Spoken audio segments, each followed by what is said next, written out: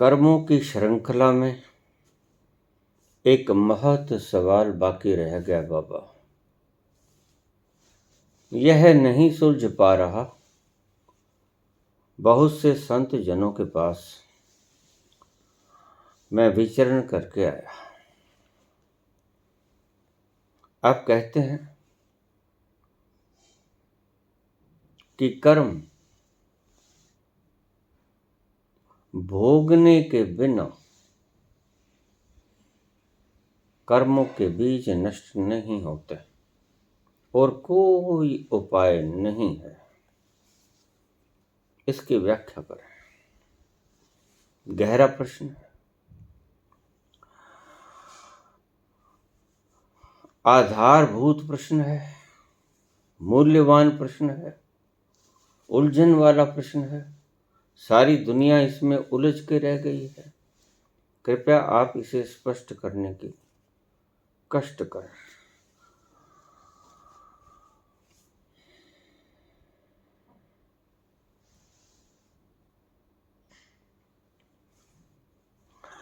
Pramod Kumar Sinha, America से। प्रश्न बड़ा लाजवाब भी है, कठिन भी है। कठिन ही नहीं, कठिनतम है। समझने की चेष्टा करेंगे तो पूरी कर्मों की फिलॉसफी खुल जाएगी, समझ में आ जाएगी। जब भी कोई कर्म करता है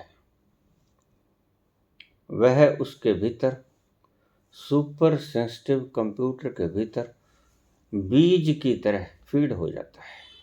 यहां तक तो आपको मैंने समझा दिया था।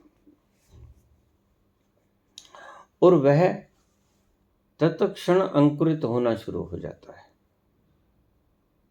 ये भी मैंने आपको बता दिया था। लेकिन उसके अंकुरित होने के बाद फल कब देगा, इनका समय सभी बीजों का अलग अलग होता है। जैसे ही कर्म किया गया, आपके भीतर उस सुपर सेंसिटिव कंप्यूटर के भीतर बीज रूप में वो स्टोर हो गया और वह फलीभूत होना शुरू हो गया। उसका काम शुरू, कर्म करते ही उसका काम शुरू। जब वृक्ष बनेगा, फल देगा, तब आपको पता चलेगा। कुछ फल ऐसे जो 4-6 महीने में कनक है, फल दे देती है। कुछ आम है, वह वर्षों लेता है। अपनी अपनी फसल पैदा करने की हर बीज की ड्यूरेशन होती है। जैसा आप कर्म करोगे वह प्रकृति ने निर्धारित कर रखा है कि कब तक फलीभूत होकर आपको उसका फल मिलेगा। यह प्रकृति का काम है। उसने बीज के भीतर ही यह सारी प्रक्रिया डाल दी है। आम की गुठली में आम के फल देने की प्रक्रिया का समय, जिसे हम ब्लूप्रिंट कहते हैं,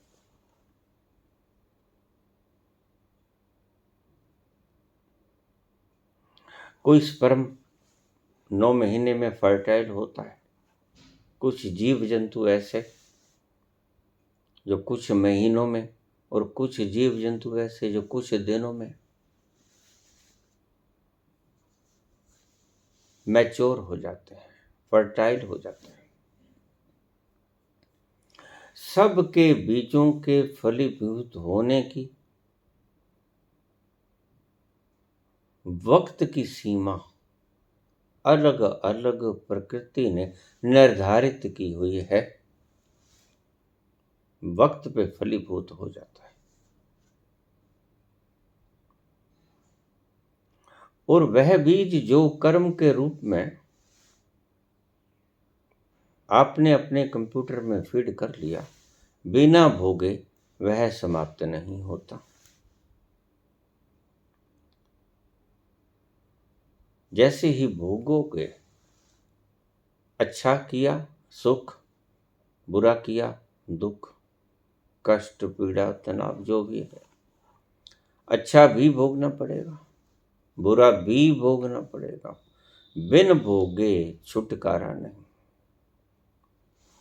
इसलिए भगवान कृष्ण ने कहा कि अच्छे कर्म सोने की बेड़ियां हैं, बुरे कर्म लोहे की बेड़ियां हैं, बांधती दोनों हैं, दोनों को ही भोग कर जाना पड़ेगा।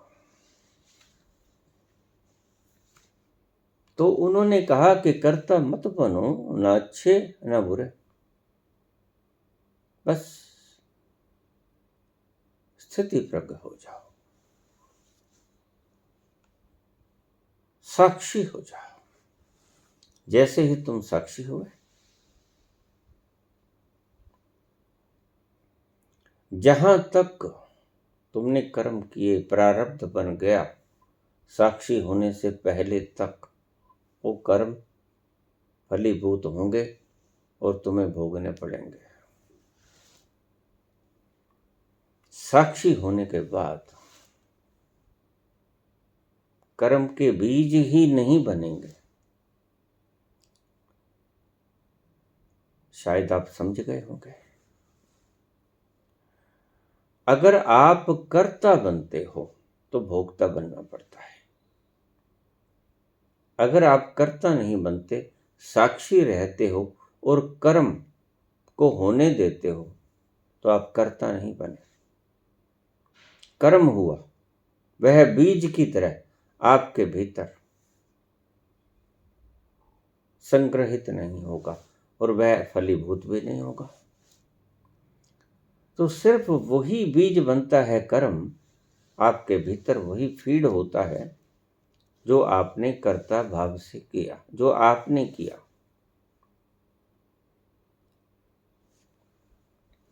आप कहते हैं कि बिना कर्म किए बिना भोगे मुक्त नहीं हुआ जा सकता। बिल्कुल ठीक कहते हैं। वह चाहे सुख है चाहे दुख है, दान किया तो अच्छा फल भोग कर जाना होगा। किसी को दुख दिया, दर्द दिया, कष्ट दिया, क्लेश दिया, पाप किया, तो बुरा भोग के जाना पड़ेगा। यह निश्चित सत्य है। जो कर्म किया और जिसने किया वो ही भोगेगा। अब यहां पर सवाल आता है, जिसने कर्म किया वही भोगेगा, तो फिर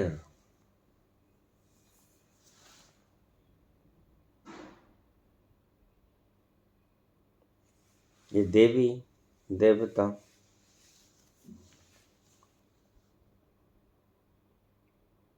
सिद्ध मुनि नर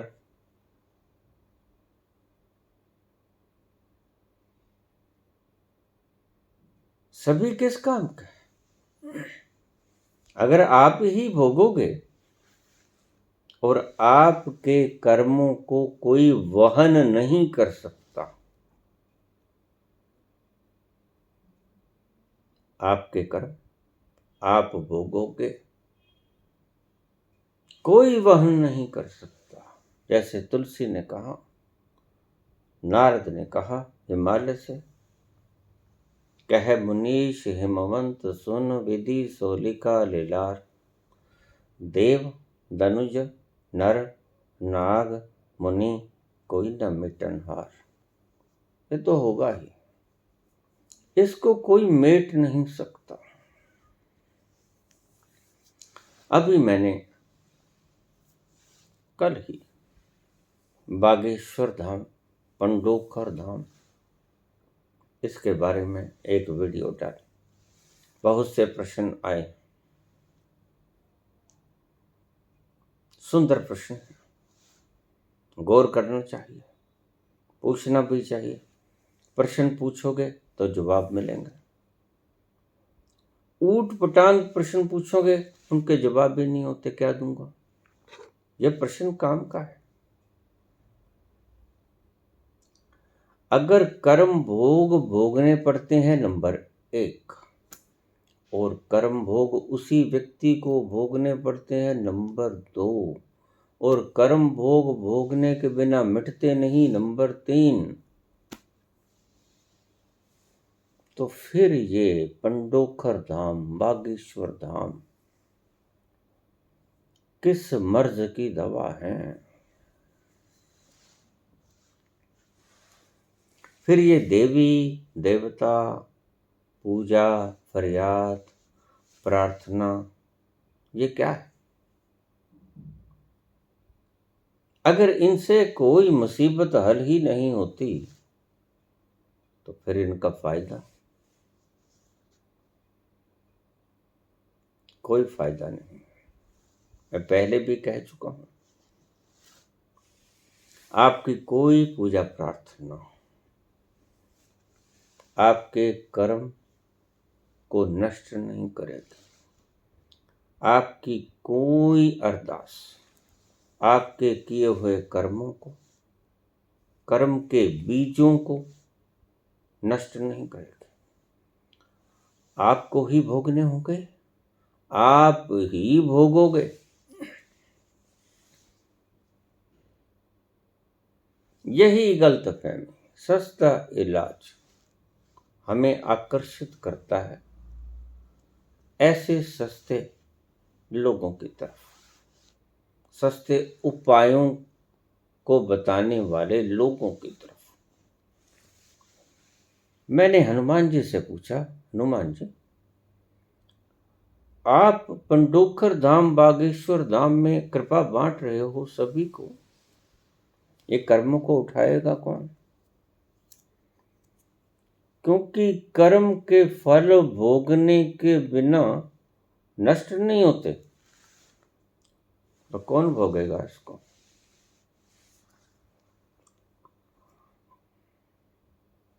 तो बाबा बोले, जिसने किया वो भोगेगा।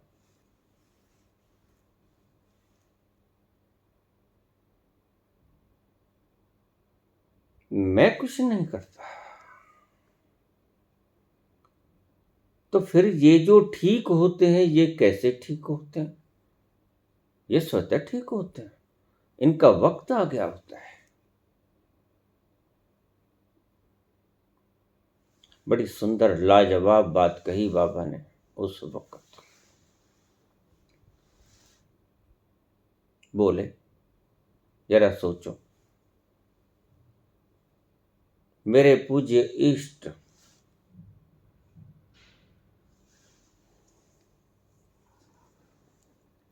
मेरे प्राण प्रभु, जिनका मैं सेवक हूं, मैं दास हूं, उन्होंने कर्म किया, छल से बाली को मारा। अगर मैं इतना समर्थ होता तो मैं मेरे प्रभु को इस कर्म से मुक्त न कर देता, मैं खुद उठा लेता। लेकिन श्री राम को कपट से मारा गया बाली के कर्म का बीज मैं न मिटा सका, उन्हें स्वयं भोगना पड़ा।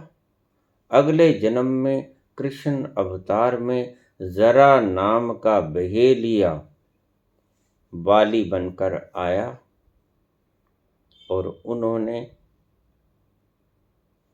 राम, जो कृष्ण के रूप में अवतार बनकर आए थे, उनका वध किया। कर्म उसी को भोगने होते हैं जिसने किए हैं। ये अवधारणा बड़ी गुत्था हो गई है आज धरती पर। और देखिए, करे कोई भरे कोई, ये भला होता है। अगर कोई कर्म करता है, फीड उसके कंप्यूटर में होता है बीज बनकर। तुम भला उसके कंप्यूटर में से वो डिलीट कैसे कर पाओगे? उसको ही डिलीट करना होगा, और बिना भोग के वो डिलीट नहीं होता। वो बीज के रूप में भीतर पड़ा रहता है, अंकुरित होता रहता है। जैसे ही भीतर ही वृक्ष बनता है, भीतर ही फल लगते हैं, फूल लगते हैं, तने लगते हैं, पत्ते लगते हैं, पौधा बनता है, और जब फल देता है तो उसको फल भोगना पड़ता है। तो बाबा कहने लगे कि अगर ऐसा होता तो श्री राम ने जो बाली वध किया कपट से, उस छल से किए गए वध का परिणाम मैं भुगत लेता। लेकिन ऐसा संभव नहीं है। ईश्वर की सृष्टि में जिसने किया उसी ने भोगा, और अन्यथा कुछ हो ही नहीं सकता।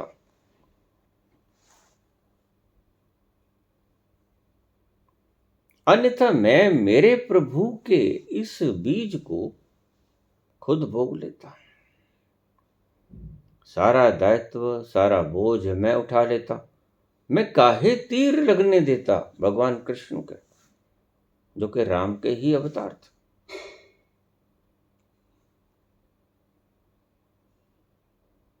लेकिन भोग भोगने के बिना नष्ट नहीं होते। कर्म के बीज भोग भोगने के बिना नष्ट नहीं होते, और कर्म के फल के रूप में उसी आदमी को भोगने पड़ते हैं जिसने वो किया होता है। कर्म फल ट्रांसफर नहीं किया जा सकता, अन्यथा सारे विश्व में धमा चौकड़ी मच जाती। आज ऐसा ही है। प्रत्येक व्यक्ति कर्म तो कर देता है, भोगते वक्त उसे डर लगता है। भोगना वो चाहता है, कर दिया, होश में किया, बेहोशी में किया, क्रोध में किया, घृणा में किया, वासना से किया, लालच से किया, किसी कारण से भी किया, लेकिन किया, भोगेगा कौन?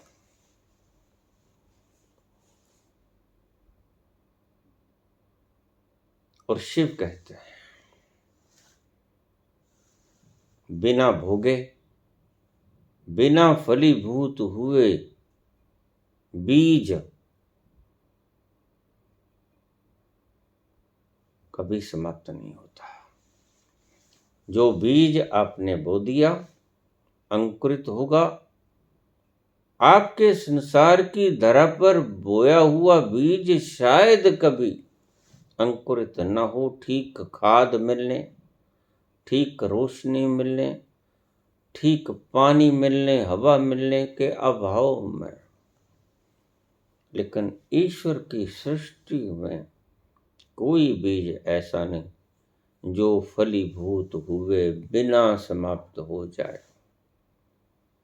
संसार में आपकी भूमि के ऊपर बीजा गया बीज किसी कारण से नष्ट हो भी जाए, हो सकता है, होते हैं। लेकिन ईश्वर के बनाए, प्रकृति के बनाए उस सुपर कंप्यूटर में जो बीज फीड हो गया, वह अपना फल देकर जाएगा। तभी तो कहा नारद ने, देव धनुज, कोई देवता नहीं, कोई देवता नहीं, बड़े से बड़ा, छोटे से छोटा। धनुज, कोई राक्षस बलपूर्वक उसको नष्ट नहीं कर सकता। देवता अपने पुण्यों से नष्ट नहीं कर सकते, राक्षस अपने बल से नष्ट नहीं कर सकते, नर अपनी सिद्धियों से या अपनी किसी प्रकार की बल से, बुद्धि से नष्ट नहीं कर सकते। नाग, मुनि, कितना ही तप किया हो मुनि, फल के बीजों को, बीज के फलों को बिना भोगे नष्ट नहीं कर सकता कोई भी, कोई न मेटनहार। तो पूछा, फिर वो कर्म कौन भोगेगा? वही भोगेगा। यह धारणा ही गलत है।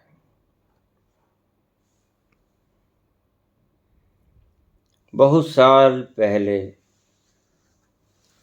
एक भक्त मेरे पास आए, किसी धर्म से दीक्षित थे, फार्मूला लेके आए थे, ऐसा करो ईश्वर मिल जाएगा, और कहते कि मुझे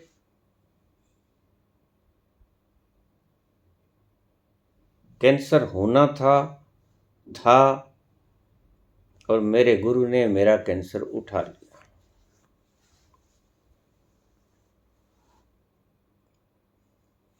मैंने कहा ये असंभव है।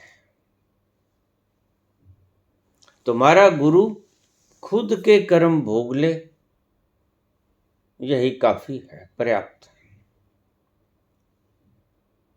ऐसे तो गुरु बेचारा मरा। गुरु का मतलब ये नहीं कि तुम्हारे कर्म भोग खुद भोगे, ये आपको गलत गुरुओं का लालच है, ताकि हमारी तरफ खींचे चले आएंगे। अंत में हम ही उंगली पकड़ेंगे, सचखंड ले जाएंगे, ये भी गप। आपके कष्टों को हम उठा लेंगे दयावश, ये भी गप। भगवान बुद्ध तक को अपने कर्म भोगने पड़ते हैं यहाँ से जाने के लिए। मोक्ष, मुक्ति के बाद मोक्ष तब मिलेगा जब सभी खाता वही यहाँ निपटा के जाओगे, चाहे मुक्त ही क्यों ना हो गए।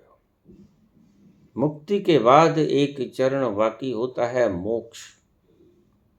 अपना बही बस्ता बंद करना, लेन देन चुका देना, पूरे कर्म बीज भोग के नष्ट कर देना, ये आखिरी पड़ाव है।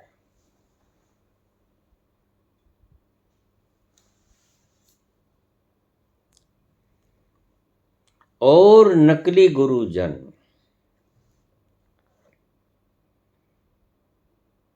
आपको यही झूठे झांसे दिलाकर जाल में फंसाते हैं। गुरु खुद भोगने के लिए यहां आया है, इस बात को ध्यान में रखना। जो भी शरीरधारी है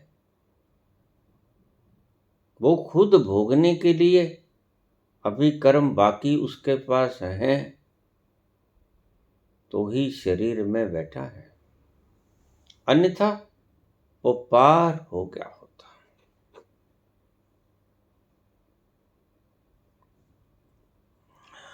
मुक्ति आदमी को पता चलता है, व्यक्ति को पता चलता है, मनुष्य योनि में पता चलता है कि मैं कौन, मुक्त हो गया। ये तो एक पड़ाव हुआ। हु एम आई, इसका पता होना मुक्ति। मैं देह नहीं, मैं मन नहीं, मैं बुद्धि नहीं, मैं चित्त नहीं, मैं अहंकार नहीं, मैं स्थूल इंद्रिय नहीं, मैं सूक्ष्म इंद्रिय नहीं, मैं सूक्ष्म शरीर नहीं, स्थूल देह नहीं, सूक्ष्म देह नहीं, मैं अजर अमर शाश्वत सत्य चित्त आनंद आत्मा हूं। उसे आत्मा कह लो, परमात्मा कह लो। शब्द दो हैं, वस्तु एक है।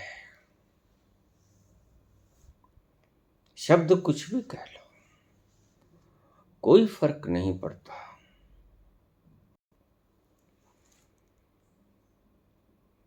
जिसने किया वही भोगता है, यही सत्य है। बाकी जो कोई व्यक्ति बोलते हैं वो झूठ बोलते हैं। कोई किसी के कर्मों को भोगने का जिम्मा ले नहीं सकता। प्रकृति में ऐसी कोई व्यवस्था नहीं। जिस सूक्ष्म शरीर में हमारे सारे कर्म बीज संग्रहित होते हैं, जिसमें संग्रहित होते हैं, उसी सूक्ष्म शरीर में गलते हैं।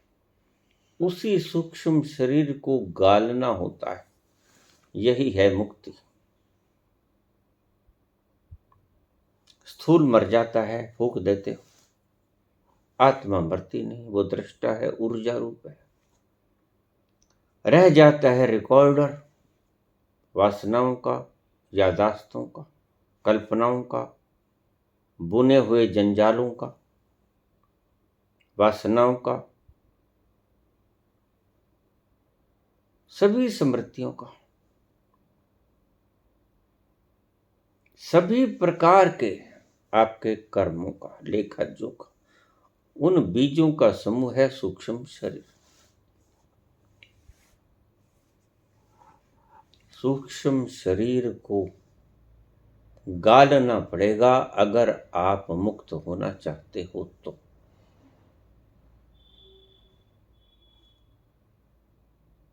सूक्ष्म शरीर गले कैसे?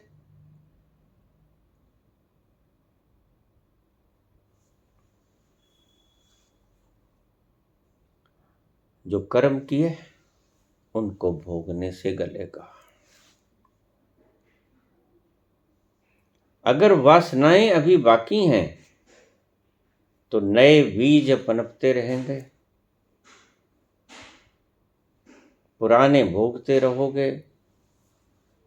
वही चक्कर जन्म मरण का चलता रहेगा। आप मुक्त ना हो पाओगे।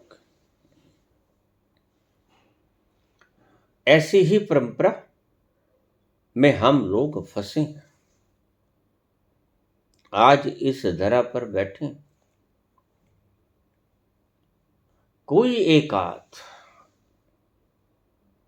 किसी सौभाग्य की घड़ी में जान गया कि मैं वो नहीं जिसने किया, मैं वो नहीं जो भोग रहा है। मैं साक्षी हूं। जिसने कर्म को होते हुए देखा, जिसने कर्म के फल को भोगते हुए देखा, किसी पवित्रतम घड़ी में वह व्यक्ति जान जाता है, उसे ही हम मुक्त कहते हैं।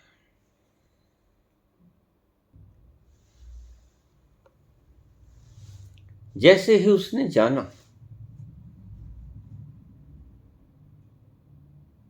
कि कर्म मैंने किए ही नहीं, ऊर्जा की मौजूदगी में कर्म हुए इंद्रियों के द्वारा, सूक्ष्म शरीर में वासनाओं के कारण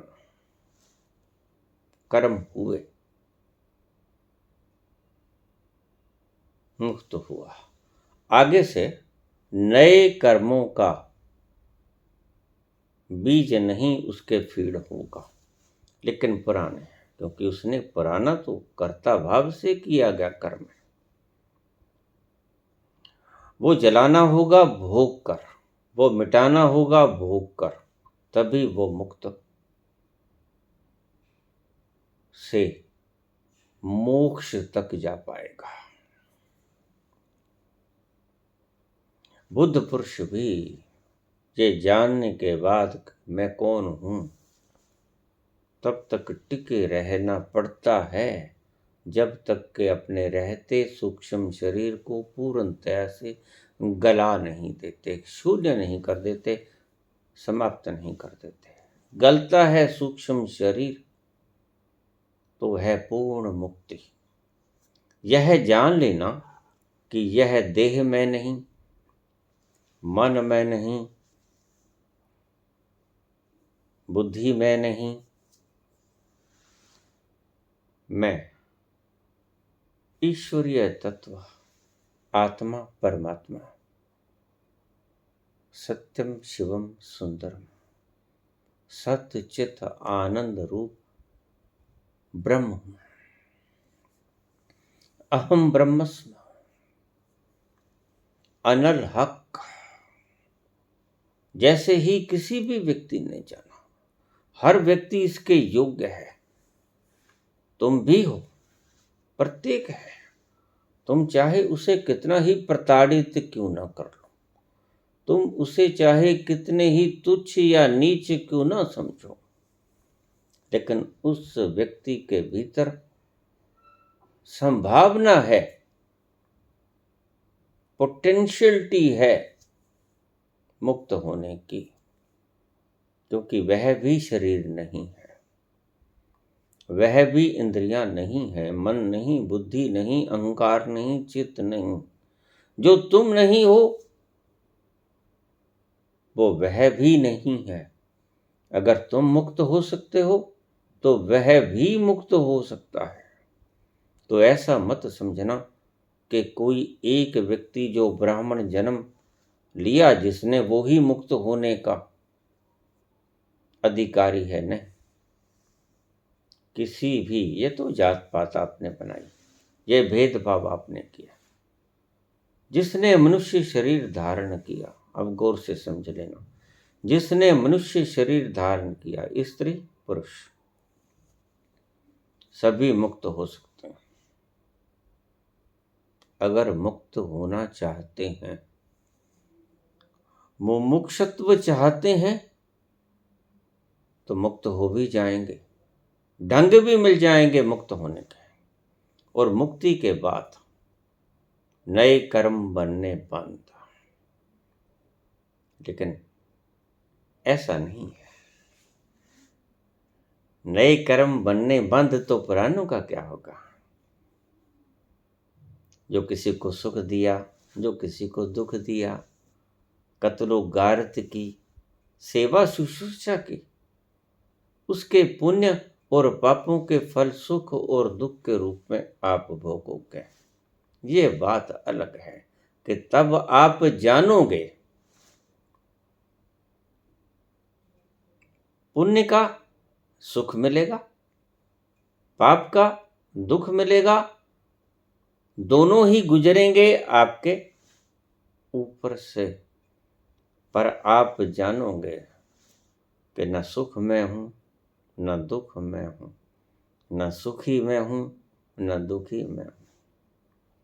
इसे ही ज्ञान कहते हैं। जो अभी मुक्त नहीं हुआ, पाप और पुण्य के सुख और दुख उसके ऊपर से भी गुजरते हैं, लेकिन वो समझता है कि दुख भी मैं हूं, सुख भी मैं हूं, दुखी भी मैं हूं, सुखी भी मैं हूं। बस यही फर्क है दोनों में, ज्ञानी और अज्ञानी का यही भेद मात्र है। ज्ञानी वो जो सुख और दुख में ये जाने कि सुख और दुख मेरे आकाश में आने और जाने वाली घटनाएं हैं, मेरा इनसे कोई संबंध नहीं। जैसे मैं दूर बैठा इस सुख आते और जाते दुख को देख रहा हूं, साक्षित्व भाव में, वो साक्षी में स्थित हो गया, स्थिति प्रज्ञ हो गया। दुख भी आएगा, पुराने कर्म बीज फलीभूत होंगे, नियमानुसार, प्रकृति के नियमानुसार कर्म तो फलीभूत होंगे।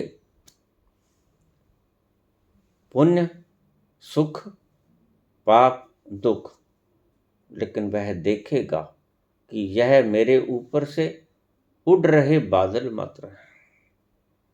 देखेगा, अज्ञानी भी रोएगा। वो ये नहीं समझेगा कि मेरे ऊपर से ये गुजर रहे हैं।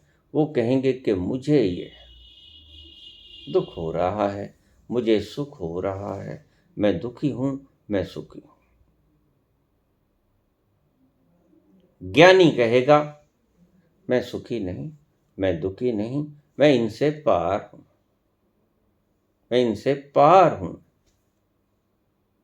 अज्ञानी कहेगा मैं सुखी हूं, मैं दुखी हूं। इतना ही फर्क है। ज्ञानी ज्ञान से काट देगा, अज्ञानी रो के काट देगा, भोग के काट देगा। यही फर्क है, और बहुत बड़ा फर्क है, बड़े से बड़ा फर्क है।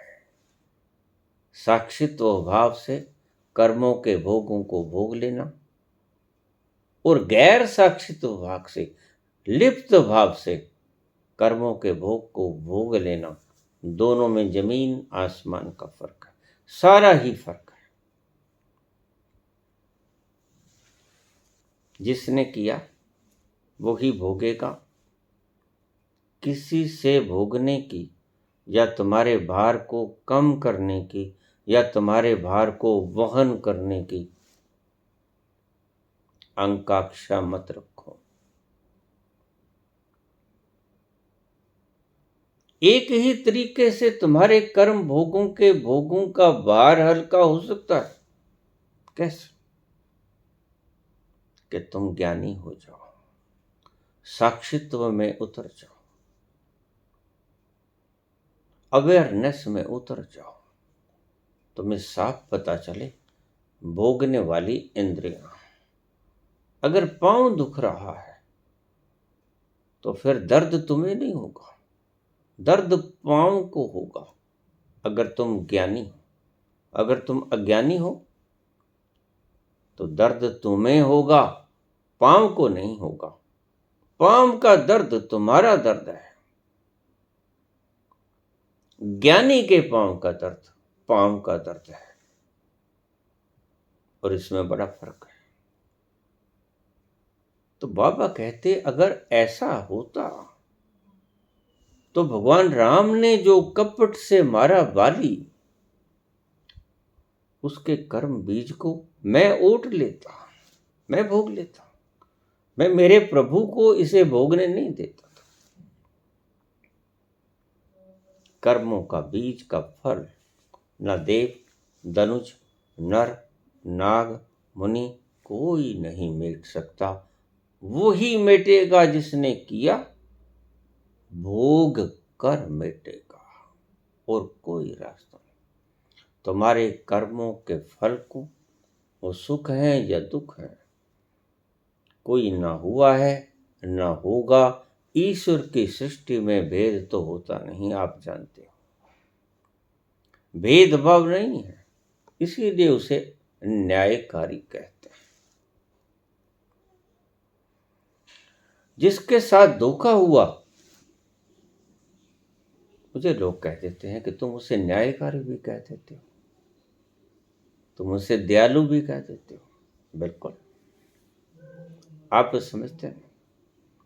किसी शास्त्र ने आज तक इस बात की व्याख्या ही नहीं की। एक आदमी ने कत्ल कर दिया और एक आदमी का कत्ल हो गया। एक आदमी ने कत्ल किया और जिसका कत्ल किया उसका कत्ल हो गया। तो परमात्मा तुम कहते हो कि न्यायकारी भी है और दयालु भी है, लेकिन दयालु कभी न्यायकारी नहीं हो सकता और न्यायकारी कभी दयालु नहीं हो सकता। ये तो बात सही है। न्याय करेगा तो दयालुता कैसे? पक्ष हो गया, पक्षपात हो गया। अगर न्याय करेगा तो दयालु नहीं हो सकेगा। सही पूर्ण न्याय करेगा। जो दंड बनता है दंड देगा, जो पुरस्कार बनता है पुरस्कार देगा। किसी शास्त्र ने कर्मों की इस व्यवस्था को खोला नहीं कि अगर लिखा है शास्त्र में कि वह दयालु भी है, न्यायकारी भी है, और ये दोनों चीजें एक बारगी इकट्ठी एक व्यक्ति में नहीं हो सकती, फिर ये कैसे? वह दयालु भी कैसे और न्यायकारी भी कैसे? ये दोनों चीजें एक ही परमात्मा में कैसे आ गईं? तो आज तक मैंने ऐसा कोई शास्त्र नहीं पढ़ा जिसने इसको व्याख्यायित किया हो। उलझाते ही चले गए, उलझाते ही चले गए। मामला बिल्कुल साफ था। अब मैं आपको समझा देता हूं कि वो न्यायकारी कैसे और वो दयालु कैसे। देखिए, एक आदमी ने कत्ल किया, एक आदमी का कत्ल हुआ।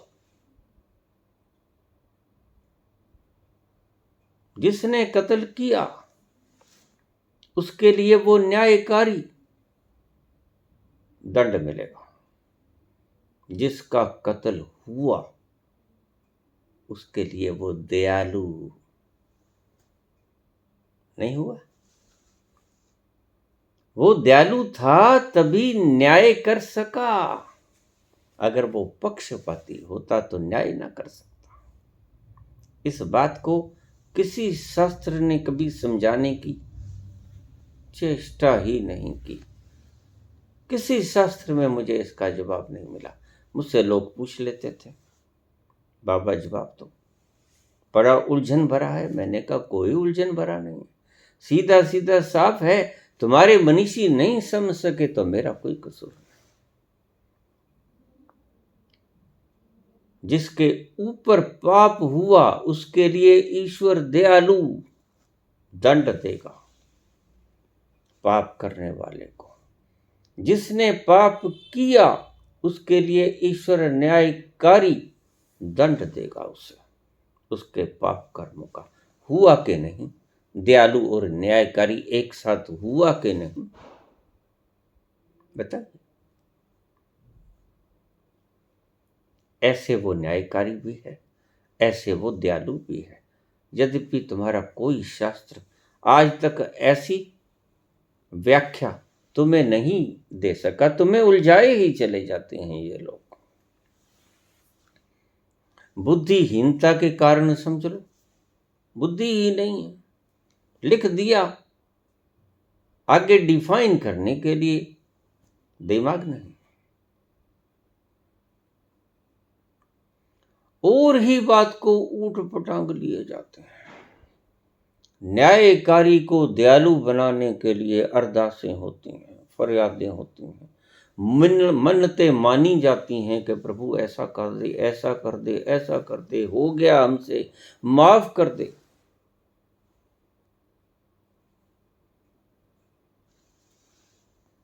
मैंने तो एक शेर पढ़ा था और मुझे बड़ी हंसी आई।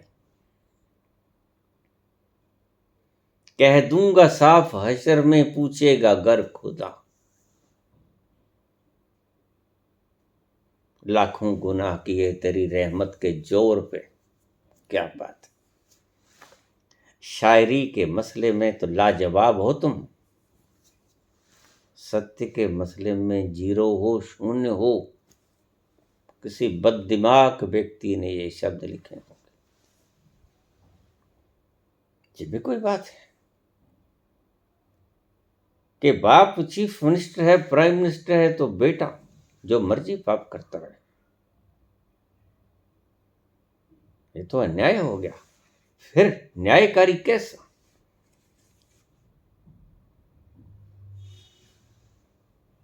कह दूंगा साफ हशर में पूछेगा गर खुदा, क़यामत की दिन जब ईश्वर जगाएगा, हिसाब मांगेगा, हशर साफ कह दूंगा मैंने तो लाखों गुनाह किए हैं, तेरी रहमत के जोर पे गुनाह किए हैं। वाह! मैं तो प्राइम मिनिस्टर का बेटा हूं, और दूसरे पीएन के बेटे हैं, जिनके ऊपर अपराध हुआ, जो कत्ल हुए, वो चपड़ासी के बेटे हैं। तुम प्राइम मिनिस्टर के बेटे हो, तुम्हें कत्ल करने का अधिकार है, उसकी रहमत के जोर पे, या कह दो उसके बल के जोर पे। गलत है ये फिलॉसफी। ऐसी मूढ़ताएं हट जानी चाहिए संसार से। ऐसा कभी नहीं होता। वह न्यायकारी भी है,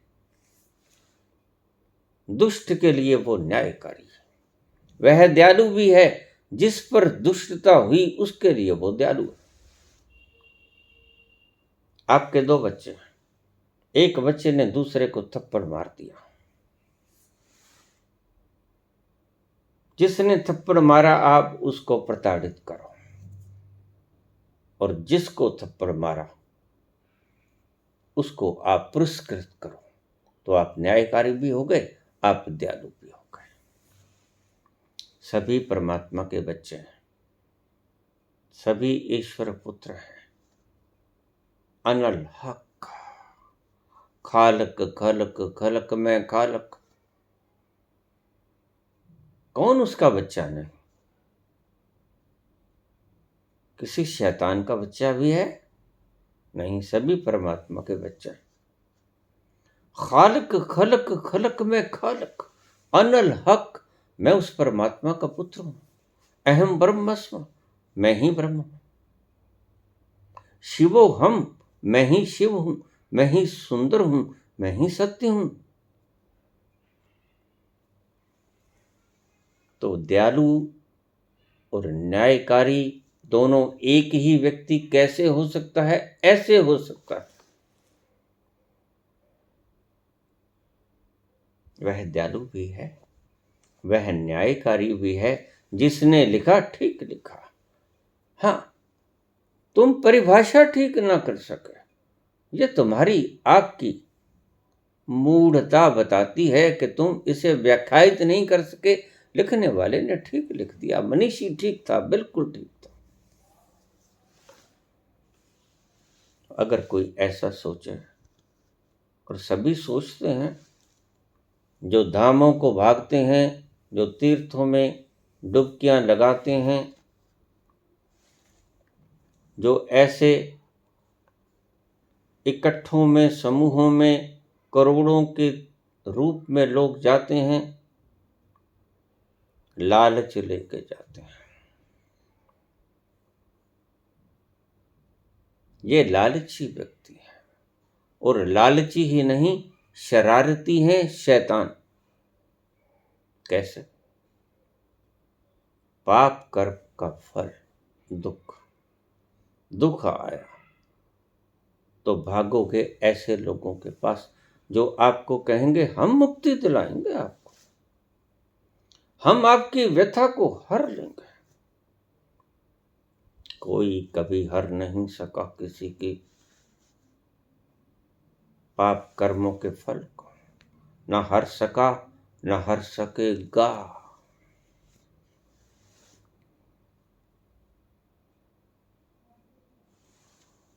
भगवान कृष्ण ने रचना रची महाभारत की, सब जानते हैं। और गांधारी बड़ी विदुषी औरत थी। आंखों पर पट्टी बांधकर उसने कितने वर्ष तक तप किया, और उसके तप को निष्प्रभावी कर दिया कृष्ण ने। सब जानती थी, वासुदेव कर रहा है सभी कामों को।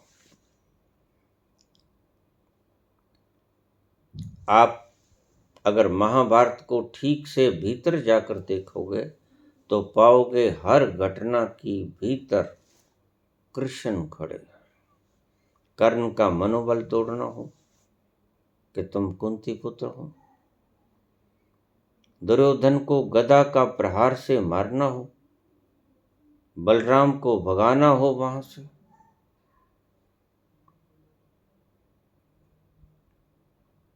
भीष्म पितामह का वध करना हो, ढंग बताना हो, सुबह सुबह चली जाना द्रौपदी। कृष्ण 3 बजे ब्रह्म मुहूर्त में उठेंगे, पांव पकड़ लेना। भीष्म कहेंगे सौभाग्यवती भव, और तुम कहना सौभाग्यवती कैसे होंगे, तुम तो मारने पे तुले हो मेरे पतियों को। फिर वो बता देंगे अपने मरने का ढंग, बता भी दिया, शिखंडी को खड़ा कर दो। स्त्री के ऊपर मैं हाथ नहीं उठाता, वार नहीं करता, मैं अपनी वाणों की गति को रोक दूंगा और अर्जुन मुझे मार देगा। पीछे कौन? कृष्ण। झूठ नहीं बोलते थे युधिष्ठिर।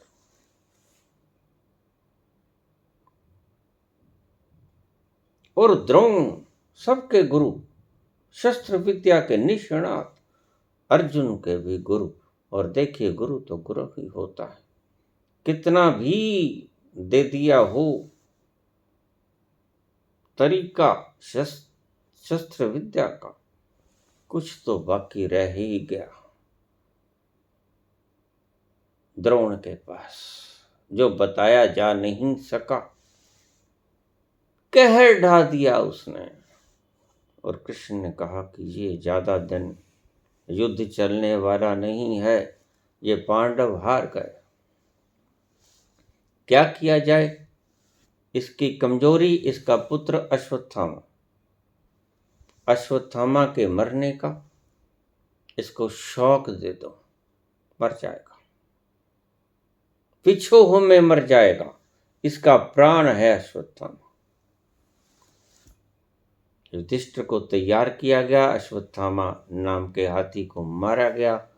ढोल नगाड़े बजाते आए, युधिष्ठिर ने कह दिया अश्वत्थामा मारा गया, हतो अश्वत्थामा। यद्यपि ये झूठ था, तथापि उसे युधिष्ठिर पर परमात्मा जैसा यकीन था। युधिष्ठिर के मुख से यह बात सुनकर वह शस्त्र त्याग करके नीचे आके जमीन पर बैठ गया और द्रौपदी के भाई धृष्टद्युम्न ने लंबी तीखी तलवार से उसका सिर धड़ से अलग कर दिया। सभी गाथाओं के पीछे अगर देखोगे तो पाओगे कृष्ण। जब अंत में पूछा गया बर्बरीक से, जो आज श्याम बाबा के नाम से पूजे जाते हैं, कि आपने सारी युद्ध की तस्वीर देखी, कौन क्या कर रहा था, किसने युद्ध में बहादुरी दिखाई, किसके कारण युद्ध जीता गया, तो उसने कहा सिर्फ एक, कृष्ण का सुदर्शन चक्र ही मैंने देखा सब जगह। कृष्ण का सुदर्शन चक्र और द्रौपदी का खप्पर खून से भर रहा था। बस पता था, गांधारी को पता था, उसके 2 नयन बंद थे, तीसरा नेत्र खुला हुआ था, दिव्य चक्षु खुला हुआ था। उसने कहा वासुदेव, अगर तुम चाहते तो युद्ध रुक नहीं सकता था? रुक सकता था बुआ, बिल्कुल रुक सकता था, पर तुमने कोशिश क्यों नहीं की? मैंने कोशिश की, संधि प्रस्ताव लेके आया, लेकिन दुर्योधन सुई के नोक के बराबर जगह देने को तैयार नहीं था। माते मैं क्या करता, मुझे युद्ध करवाना पड़ा। ये ठीक कि मैं रुकवा सकता था, ये ठीक कि मैं हरवा सकता था। अगर मैं बीच में से हट जाता तो पांडव युद्ध हार जाते। ये बिल्कुल ठीक, कर्म सारा मैंने किया। गांधारी जानते थे। ठीक, तो मैं तुझे श्रापित करती हूं वासुदेव, जैसे तुमने मेरा कुल नाश कर दिया, वैसे तुम्हारा भी कुल नष्ट हो जाएगा। मैं तुझे श्राप देता हूं। कर्म का फल भुगता नहीं भुगता। सांब ने ऋषि दुर्वासा को छेड़ दिया। कहानी लंबी है, जिसकी वजह से यदु कुल का नाश हो गया। आपस में शराब पी पी के झगड़ा करके एक दूसरे को काट फाट दिया, मार दिया। सारा कुल का नाश हो गया, गांधारी के श्राप के कारण। अपने किए कर्मों का फल भुगता नहीं भुगता भुगता। धोखे से मारा बाली, कृष्ण खुद मरे उसी जरा नाम के बहेलिए के द्वारा। धोखे से मरे, बस फर्क इतना, इधर धोखा राम ने किया, उधर धोखा जरा ने किया। इसे ही कर्म भोग कहते हैं।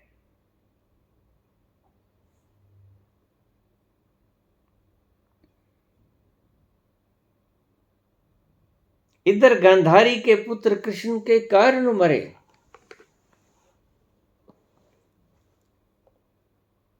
उधर कृष्ण का भी कुल नष्ट हो गया। ये घटनाएं अपने फल छोड़कर जाती हैं। इनको कोई रोक नहीं सकता, इनको कोई मिटा नहीं सकता। देव धनुज नर नाग मुनि कोई न मेटनहार, कोई नहीं मिट सकता इसको। होनी होकर ही रहती है। कर्म भोगे बिना कटते ही नहीं, और दूसरा तुम्हारे कर्म काट सकता ही नहीं। यह भ्रम तोड़ दो कि दूसरा देवताओं की पूजा करोगे, देवता तुम्हारे कष्टों का हरण कर लेंगे। नहीं,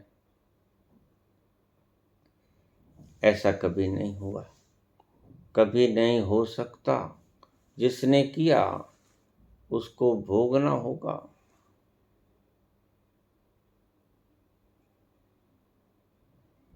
कर्म भोग का भोगने के उपरांत ही गलते हैं, ही जलते हैं, ही मरते हैं। कर्म अपना फल भुगता के ही जाता है। ऐसा समझ ही मत लेना कि कर्मों का फल, कर्म तुमने किया, इसका फल कोई और भोग लेगा। नंबर 1, कोई गुरु नहीं भोगेगा। ये आपको गलत फहमियां दी गई हैं नकली गलत गुरुओं के द्वारा। कोई किसी के कर्म, उनके फल ना ऊट सकता है, ना ऐसा विधान है ईश्वर की सृष्टि के अंदर। तुमने किया तुम ही भोगोगे। दूसरा, ना विधान है ना भोगता है। कोई भोग नहीं सकता, ऐसा कोई विधान नहीं ईश्वर की सृष्टि में। करो तुम, भरे कोई।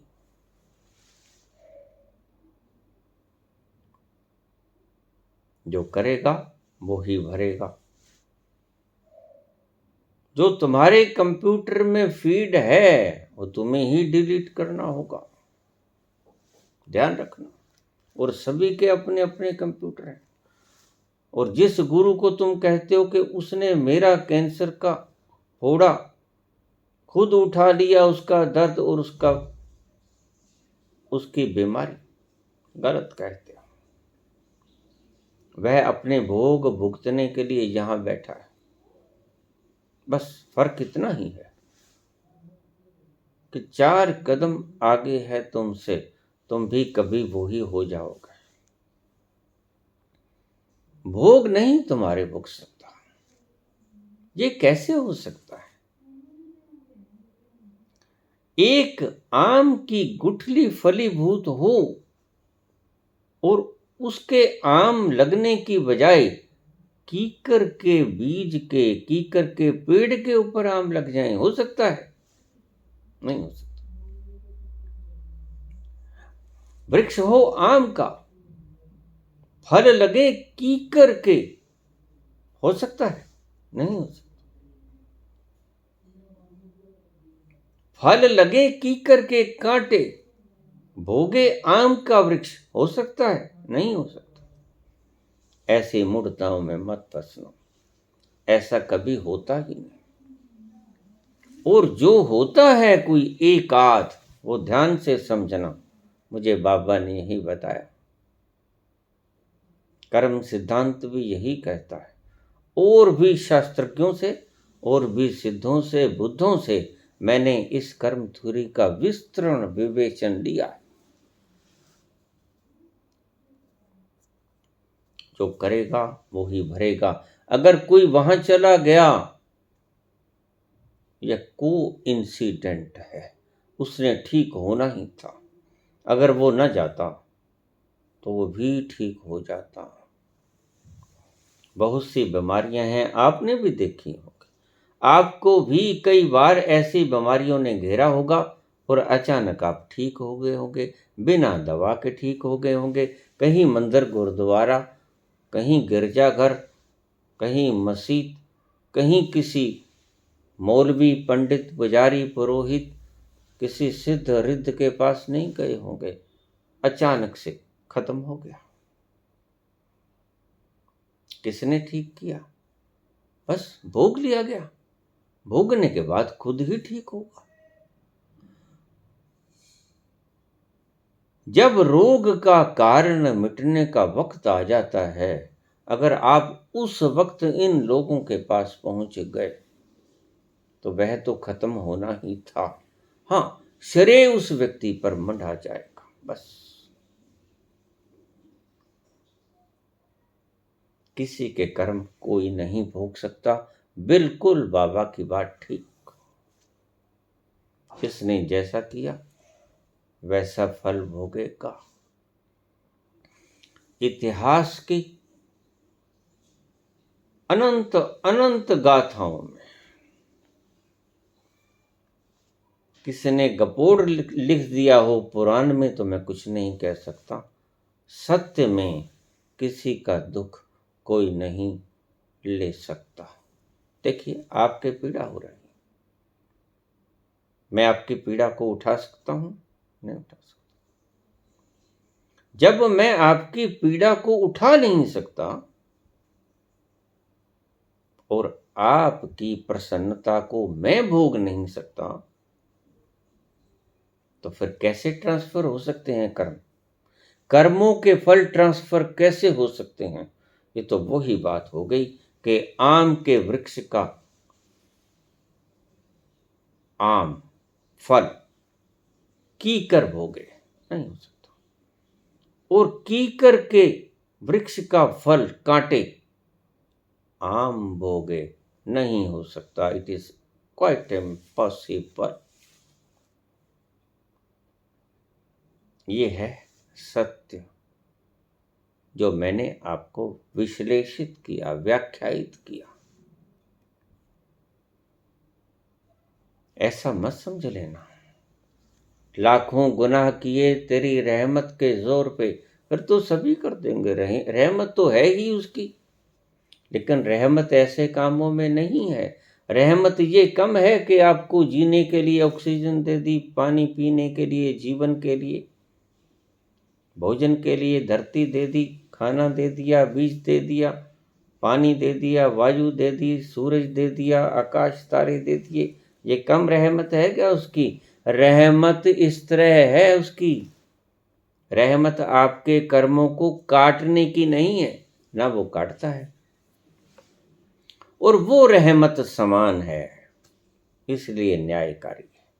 किसी को कम या ज्यादा रहमत नहीं मिलती। सूरज सबके लिए उगता है, हवाएं सबके लिए चलती हैं, चंद्रमा सबके लिए चांदनी बिखेरता है, शीतलता प्रदान करता है। पानी सबके लिए, ऑक्सीजन सबके लिए।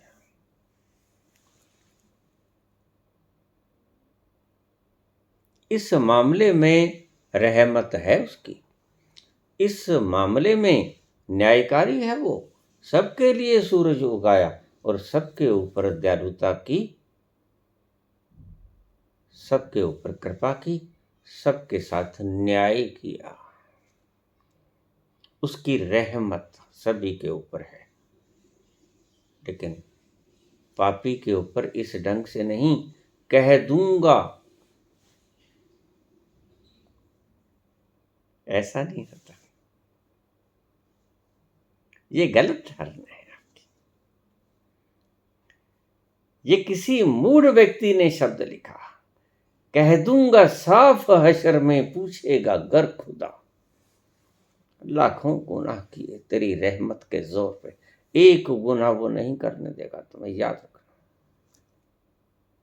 भूल जाओ कि तुम गुनाह करोगे उसकी रहमत के जोर पे, नहीं कर सकोगे। ना आज तक कोई कर सका है, और अगर किसी ने किया गुनाह, वो भोग कर गया, उसे भोग कर ही जाना पड़ा। इस बात को पल्ले बांध लेना, गांठ बांध लेना इस बात की। तुम्हारे पुराण लाख कहते रहे, ऐसा होता ही नहीं। ईश्वर की सृष्टि में ऐसा कोई विधान नहीं, कोई संविधान नहीं। सिर्फ मात्र छलावा हैं ये लोग। जाओ, रोकता कौन है? लाखों तीर्थ, लाखों स्नान किए हो,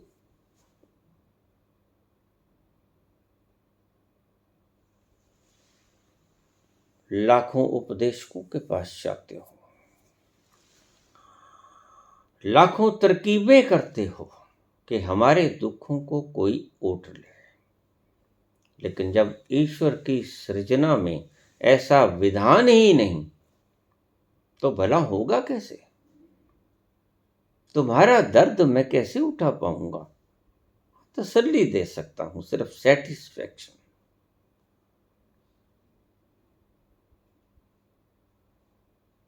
तुम्हारा दर्द ना उठा सकूंगा, तुम्हारा दुख ना उठा सकूंगा, तुम्हारा सुख मैं ना भोग सकूंगा। हाँ, तुम्हारे सुख से हंसते हुए उसकी छाया में बैठकर थोड़ी देर लुत्फ उठा सकता हूं, लेकिन तुम्हारा सुख नहीं मैं ले सकता, तुम्हारा सुख मैं नहीं ले सकता, याद रखना। तुम्हारे दुख में दुखी हो सकता हूं, सहानुभूति, सह अनुभूति, जैसा तुम अनुभूत कर रहे हो वैसा मैं भी करूं। प्रेम में अक्सर ऐसा होता है, लेकिन तुम्हारे दुख नहीं उठा सकता, ये ख्याल रखना। ईश्वर के विधान में ऐसा कुछ नहीं होता, करे कोई भरे कोई। और देखिए, कहीं कोई, कहीं चले जाओ, आप भागोगे मुझे पता है। कर्म कर दिए और इसके फल भोगने से डरोगे और भागोगे सस्ते इलाजों के लिए, लेकिन इलाज हो नहीं पाओगे। मेरी बात को ध्यान से समझ लेना। कहीं चले जाओ, कोई देव, कोई देवता, कोई नर, कोई राक्षस, कोई बलि से बलि, परमात्मा ने तो विधान ही बनाया है, वो तो न्यायकारी भी है और वो दयालु भी है। वो करेगा नहीं जो कर सकता है, दूसरा कोई कर ही नहीं सकता। इसलिए इस बात को भूल जाना कि तुम्हारे किए पापों का जब परिणाम आएगा तो कोई और उसको वहन कर लेगा। हाँ, जाओ, जहां चाहे जाओ, लेकिन एक बात को ध्यान में रखना,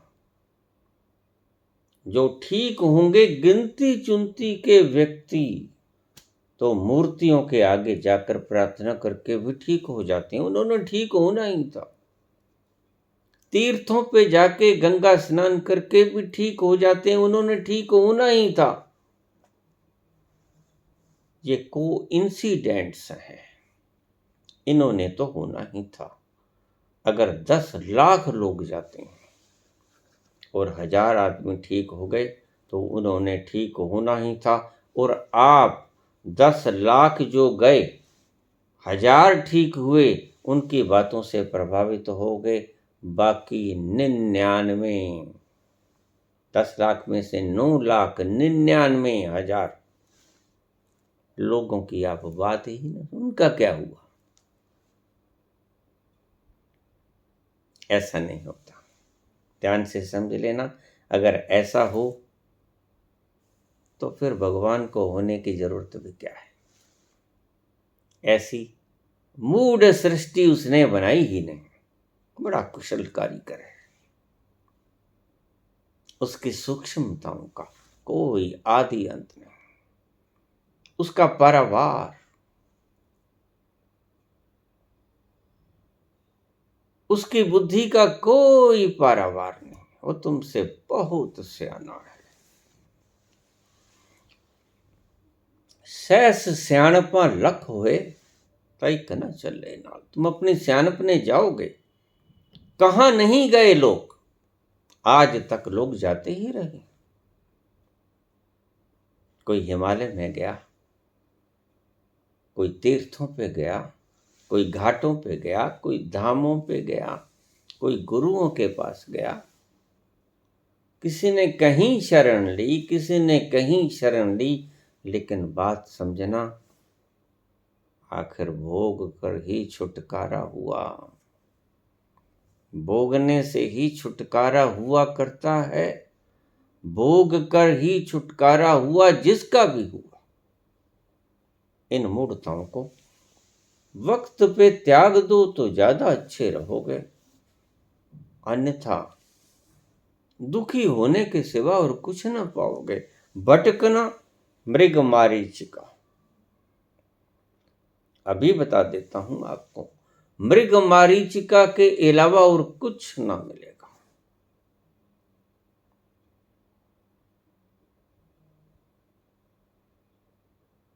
ऐसा कोई विधान नहीं।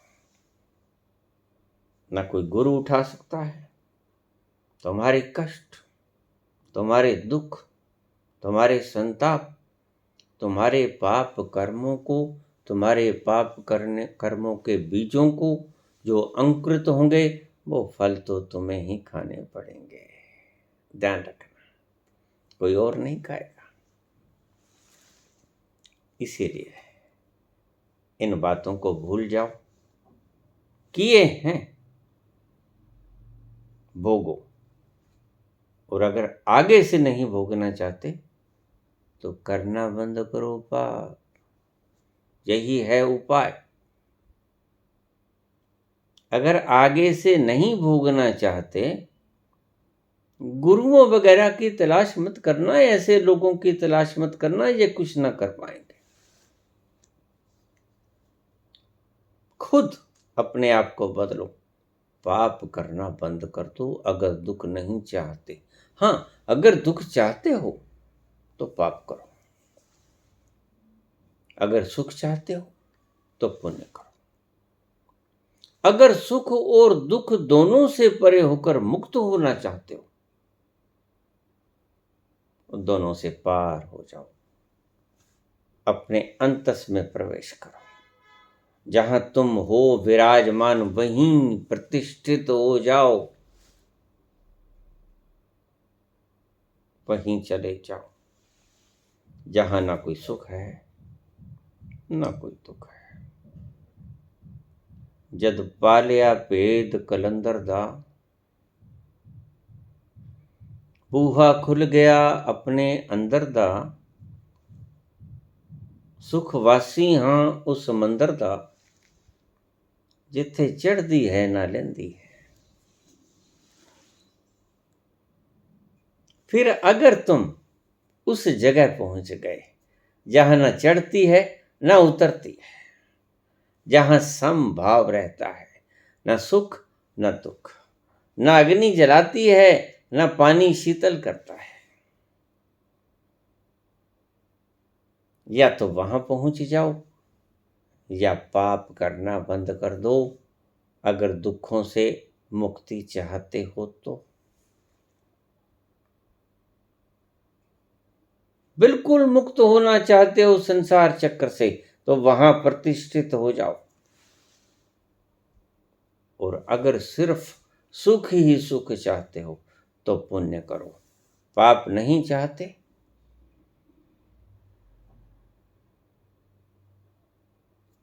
तो दुख भी नहीं आएगा।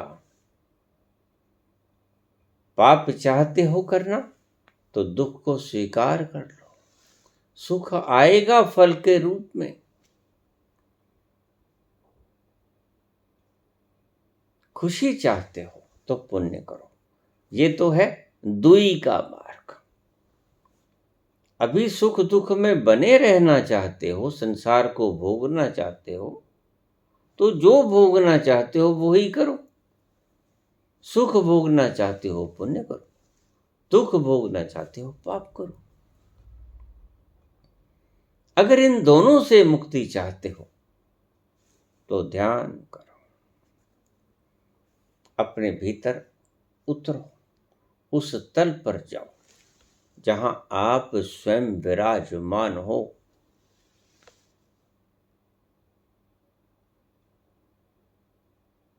भटको मत। ऐसी कोई प्रणाली नहीं जो आपको तुम्हारे पाप कर्मों से मुक्त कर दे। व्यर्थ है भटकना, मृग तृष्णा के समान। धन्यवाद।